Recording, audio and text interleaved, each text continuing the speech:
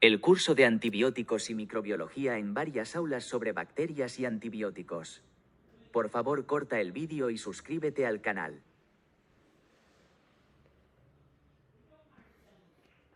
El Bacillus anthracis es un bacilo gram positivo no hemolítico, de crecimiento rápido en agar sangre de carnero. Las colonias presentan la característica de cabeza de medusa o cola de cometa. La bacterioscopia del cultivo revela largas cadenas con esporas centrales o paracentrales, a diferencia de la bacterioscopia del tejido infectado, donde los bacilos aparecen solos o en cadenas cortas y sin esporas. Métodos tradicionales de identificación, como la catalasa y las pruebas de motilidad, pueden ser utilizados para diferenciar el B. anthracis de otras especies de la familia Bacillus. Sin embargo, el diagnóstico definitivo solo se realiza mediante la detección del fago gamma y PCR. Contrariamente a las características morfológicas de Bacillus cereus, las colonias de B. anthracis son más pequeñas, de color blanco grisáceo, superficie rugosa, no hemolíticas y con consistencia viscosa. Es un microorganismo de rápido crecimiento, inmóvil y que produce esporas en cultivos aeróbicos sin adición de CO2, aunque niveles elevados de CO2 inhiben la esporulación. A diferencia de B. cereus, esta especie no produce ácido a partir de salicina y glicerol, ni produce beta-lactamasa. En la tinción de Gram se visualizan bacilos gram positivos grandes, aislados o en cadenas, que pueden volverse gram variables después de 72 horas. Además, si se aíslan de materiales clínicos o hemocultivos, pueden presentar cápsula. Causan infecciones en el lugar de exposición, originando antrax cutáneo, gastrointestinal y pulmonar. Afecciones secundarias pueden ocurrir en cualquier sistema, generalmente afectando el sistema nervioso central y causando meningitis. Las esporas pueden permanecer viables en el suelo durante años y ser ingeridas por herbívoros. La carne o derivados de animales contaminados sirven como reservorios para la enfermedad humana. Tras la exposición, pueden desarrollarse tres formas primarias: cutánea, gastrointestinal y pulmonar. Estas pueden llevar a bacteriemia secundaria, afectando cualquier sistema, generalmente el sistema nervioso central, causando meningoencefalitis hemorrágica. Antrax cutáneo. Corresponde al 95% de los casos, con una mortalidad menor al 1% entre los casos tratados y del 5 a 20% entre los no tratados. Tras el contacto, el período de incubación es de 1 a 12 días, generalmente entre 2 y 5 días, hasta el desarrollo de la pápula. Los lugares más comunes son las áreas expuestas de la cabeza, cuello y extremidades. La pápula, indolora y pruriginosa, evoluciona con la aparición de vesículas a su alrededor que pueden contener líquido serosanguinolento.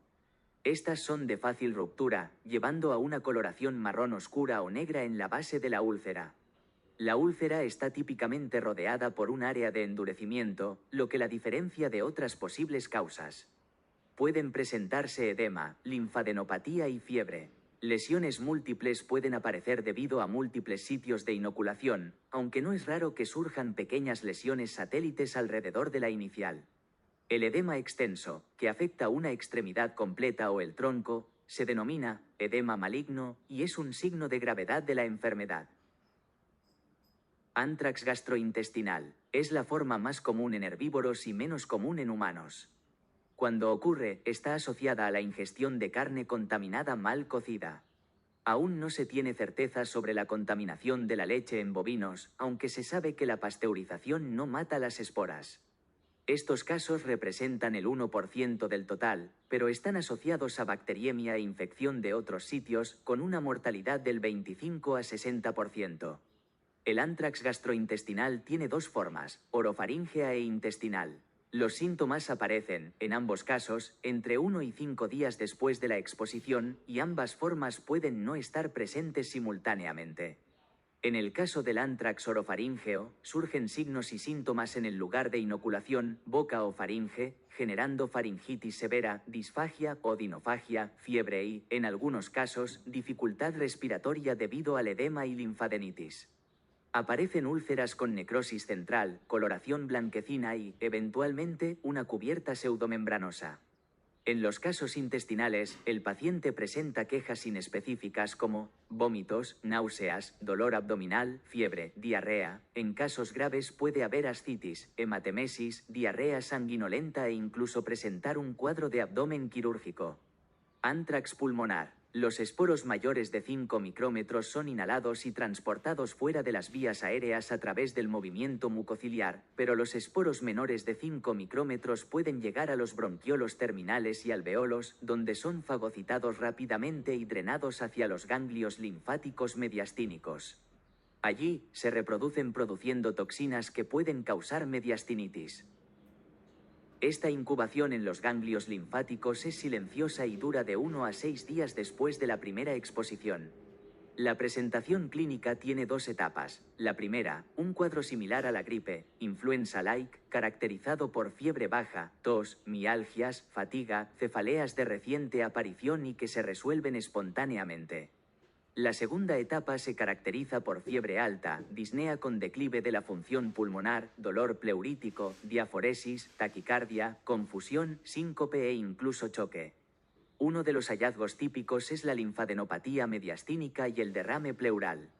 Este último, generalmente serosanguinolento o hemorrágico, de afectación bilateral, se acumula rápidamente tras toracocentesis y puede visualizarse en radiografías de tórax. En pacientes que presentan confusión asociada a meningismo y delirio o a otros síntomas neurológicos, debe descartarse meningitis hemorrágica. La evolución hacia la insuficiencia respiratoria es rápida, requiriendo intubación, y también puede ocurrir sepsis y fallo multiorgánico. Meningitis. La frecuencia de la meningitis es difícil de determinar, pero se sabe que rara vez ocurre en los casos cutáneos y es una complicación frecuente en la forma pulmonar. La meningitis puede ser el síntoma de presentación, aunque no represente el lugar de la infección, ya que los B-anthracis son liberados en el torrente sanguíneo desde los macrófagos y la bacteriemia del sistema nervioso central sigue la de otros sitios. La característica distintiva de esta meningitis es su componente hemorrágico asociado a la bacterioscopia con bacilos gram positivos grandes.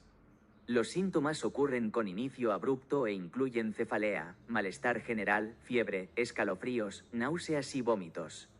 Los signos meníngeos pueden estar ausentes inicialmente, puede cursar con convulsiones y coma.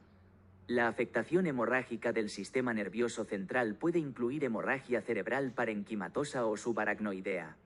Además, la infección en otros sitios puede causar edema cerebral. Es importante recordar que los síntomas de meningitis generalmente ocurren en casos de enfermedad fulminante. Antrax iatrogénico. Esta forma surgió en 2001, cuando un usuario de heroína desarrolló una infección de tejidos blandos tras una inyección subcutánea de drogas. La infección se complicó con choque séptico, meningitis y muerte a pesar de la terapia. Las principales diferencias incluyen mayor riesgo de choque y mayor tasa de mortalidad a pesar de la antibiótico-terapia. Se cree que las esporas germinan en el lugar de inoculación y la cápsula bacteriana facilita la diseminación. En contraste con la enfermedad cutánea, las costras, pápulas y vesículas no son comunes, siendo característicos el edema y el hematoma excesivo en el lugar de la inyección. La exploración quirúrgica de las heridas revela hemorragia capilar difusa y necrosis del tejido adiposo superficial, lesiones que difieren de los abscesos que contienen material purulento en la fascitis necrosante. Un caso de antrax se confirma cuando existen clínica compatible y aislamiento de B-anthracis en al menos 2 pruebas. El cultivo de rutina con confirmación mediante inmunohistoquímica o PCR en tiempo real son los métodos más frecuentemente utilizados para el diagnóstico. El bacilo puede ser aislado de una variedad de muestras, incluyendo sangre, exudados de lesiones cutáneas, líquido cefalorraquídeo, líquido pleural, esputo y heces. Es importante recordar que la recolección debe realizarse antes del inicio de la antibiótico-terapia, ya que esta reduce la sensibilidad de las pruebas. Los antibióticos no interfieren en el tratamiento del antrax cutáneo, con regresión total de la lesión en hasta 3 semanas. Sin embargo, se utilizan para prevenir casos de bacteriemia secundaria. La vacuna, desarrollada por Gruait a inicios de los años 50 y licenciada en la década de los 70, se ha utilizado como profilaxis para grupos de riesgo, como veterinarios, trabajadores de laboratorios y de la industria textil, así como militares y otros grupos expuestos. La vacuna aprobada en Estados Unidos, la vacuna de anthrax absorbida, ABA, es un sobrenadante de cultivo sin células que contiene el antígeno PA, productor de toxinas del B. anthracis. Aprobada por la FDA en 2008, el esquema de la ABA es el siguiente: aplicación intramuscular en las semanas 0 y 4, seguida de inyecciones a los 6, 12 y 18 meses, así como refuerzos anuales.